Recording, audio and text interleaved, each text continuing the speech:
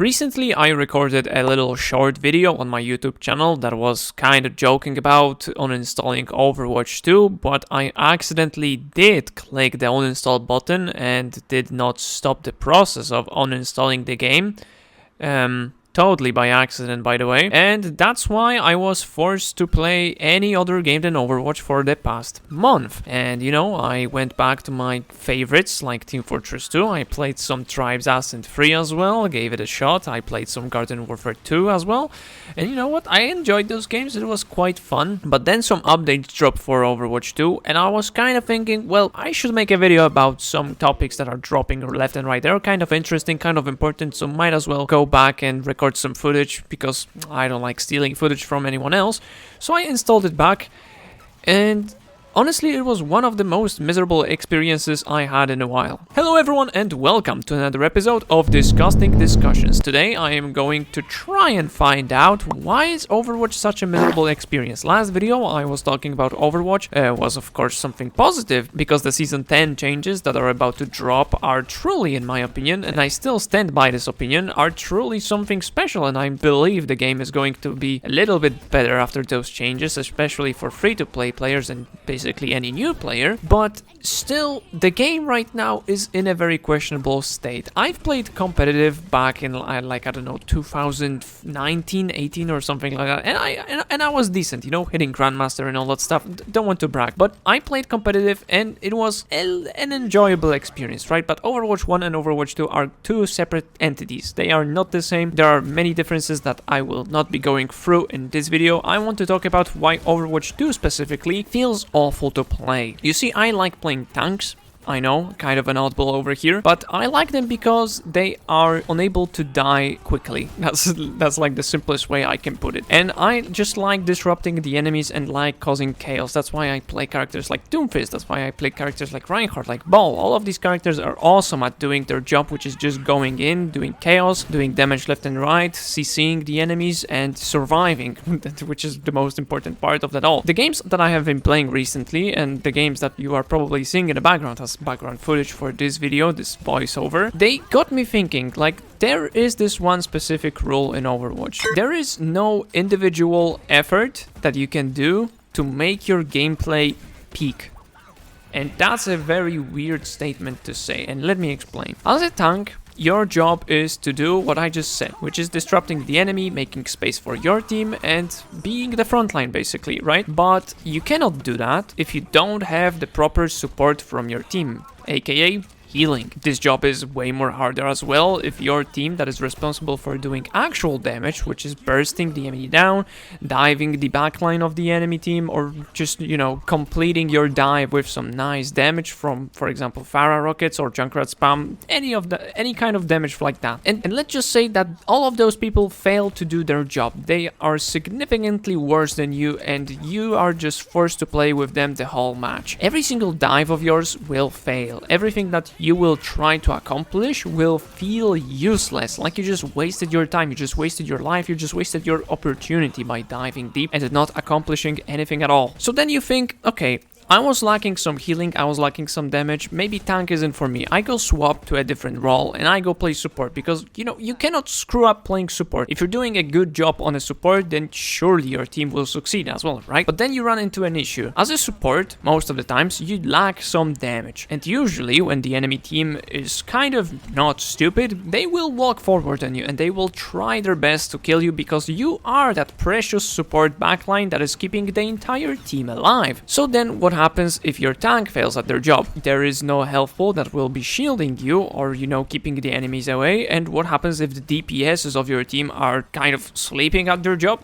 Well, nobody is dying from the enemy team either. So you're left alone to face the enemy team's wrath and just bend over, basically. Especially as some squishy heroes like Ana or Mercy, for example. So then you think to yourself, wow, screw this. I don't want to heal people. I want to get matters into my own hands. I want to be the damage dealer. I want to carry my team. So then you play damage, and then all of a sudden you start to notice, wow, as a damage hero, there is a significant lack of health pool in your disposal. There is no healing, there is no frontline, and you are just left there doing basically nothing. It's basically just tickling the enemy team with your rifle, or barely getting a peek or two if you're somewhat lucky or something, I don't know. And all of that combined is packaged in a nice one experience called Overwatch 2, which is just wonderful. I came to a conclusion that your experience, no matter what you are doing, will always depend on the enemies or your own teammates, or even more exactly on your teammates, because the enemies don't actually cause that, oh my god, you're failing at your job. No, when the enemies are doing their job, you will notice that, but when your teammates are not doing their job, you will notice it even more. So it comes full circle. You're playing tank, you're lacking healing. You're playing healer, you're lacking damage. You're playing damage, you're lacking the space needed to do your damage, to do your job. So this heavy reliance on your team is something that is really pushing me away from this game, because usually when I want to play video games, I just want to hop in casually, just shoot the enemy bad guys, help my team get to the objective, you know, help some virtual buddies with their adventures by keeping them alive, even if they aren't supposed to be alive because they're overextending like idiots. These kinds of things are what I enjoy, and I need to admit I have been brainwashed by Team Fortress 2 heavily with this, because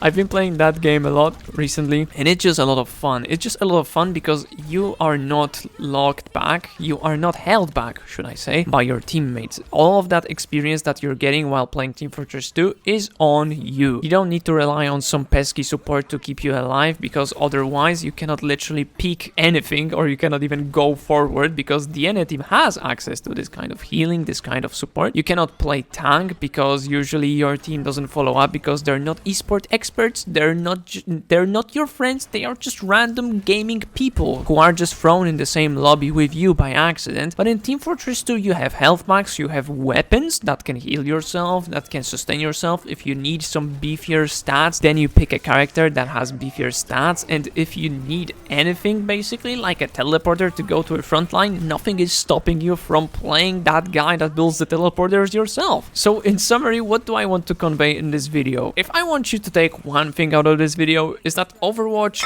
really needs people that you know. It really relies on this kind of friend factor, or at least people that you trust to do their job factor, because otherwise you are going to be left alone and you will be focused more on what your teammates are doing rather on what you yourself are doing, because the impact of your own actions isn't as big or isn't as great, isn't unlocked to its full potential if your team just doesn't cooperate, right? And you might think, hey, simply, that's just a skill issue, right?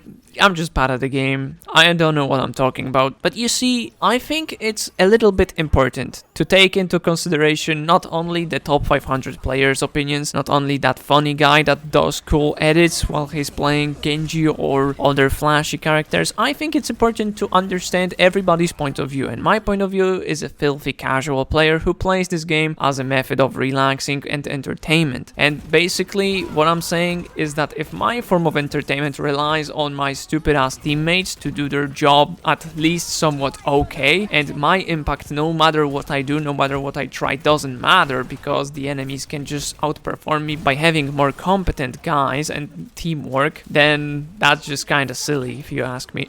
Even in League of Legends, like your mistakes, if you do mistakes, you are punished by them because you did some mistakes. You can always perform better, and your own personal performance is rewarded with gold that you can, you know, get to buy items and make yourself stronger. You don't get kills to make your teammates stronger, you focus on yourself, and you can single-handedly carry entire games if you really want to. But in Overwatch there's no such thing. If you're better than your team, then that's unlucky, because you will notice everything that they will be doing wrong, and that will be just painful. So once again, conclusion, Overwatch 2 kind of a miserable game. I don't know how to fix it. Maybe give access to some healing to other characters. Just kidding, don't do that. Everybody will be just unkillable, which will be even worse. But yeah, it's a very specific kind of problem, because some people really like this teamwork aesthetic, some people really enjoy the teamwork of Overwatch, but I don't know, when you play this game by yourself, you just log in, you just hop in that game, get into a casual match with any role selected, and I'm not talking about tanks, healers, or DPS, it doesn't matter, whatever role you play, It will always come down to which team can cooperate with each other better. It doesn't come to how good you are at the game. It doesn't reward you for your own experience, for how good you are, how skillful you are, or how well do you know your own hero you're playing. Throw all of that into the nearest garbage can in your home, because that doesn't matter at all. And that's why I don't like it.